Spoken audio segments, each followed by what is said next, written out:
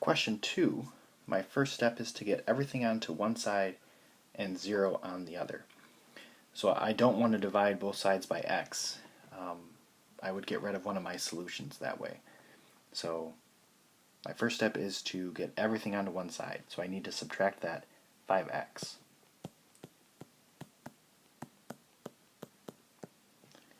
Okay, so now that everything is on one side and 0 is on the other, I want to factor. So I can definitely factor out an x out of this, leaving me with 2x minus 5. And 2x minus 5, I cannot factor that any further. So now each factor I want to set equal to 0. So the x I'm going to set equal to 0, and the 2x minus 5 I'm going to set equal to 0. Now the x is equal to 0, that is what it is. The 2x minus 5, I can bring that 5 over, and then I can divide by 2.